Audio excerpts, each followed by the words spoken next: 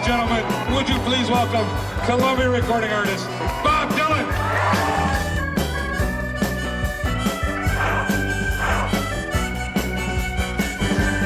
There's many sides to the coin. The longer you go on, the more sides you show. It was hard to make out the words, but you know, you had a feeling with him that you were in the company of somebody very important. So maybe the suits over at Columbia were even more retarded than we were. I'd like to get your reaction to the student protest movement. I don't really know any college students. We got booed. What was that about?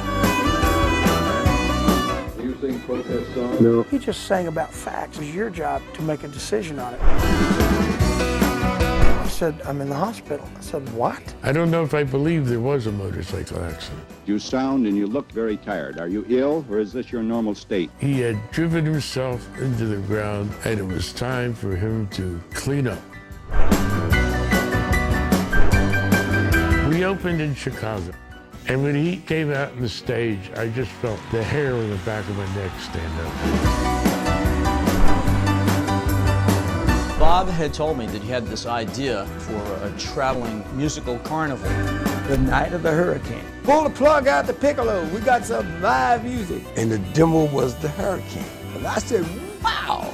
The tour was an enormous sensation, really. Felt like it was a circus. Somebody had spiked my drink with a drug. Joni Mitchell came up to me and said, Ruben, you're a jive-ass nigga.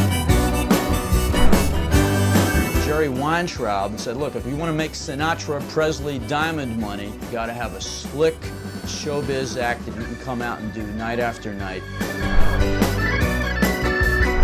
Still set up his kingdom for 1,000 years in Jerusalem. Song after song turns out to be the work of the Lord. Dylan's become an infidel. You know about the spirit of the Antichrist? He talked about religion. He preached. That's why I walked out. There's only one gospel. It goes back to when Jesus walked this earth. I mean, everybody wouldn't accept him. I could have went to church to see what I saw. The old stuff's not going to save you, and I'm not going to save you. I still think he was nuts, but part of the job description of the artist is to be nuts. I said, man, I know this is cutting my nose off to spite my face, but you could go out there all by yourself, still bring the house down. When he smiled, even though it was for a brief instant, it was like a small hole that opened up in the clouds and this beam of light had come down. And when Bob Dylan asks you to go somewhere, you drop what you're doing, you go with arguably one of the greatest songwriters who ever lived.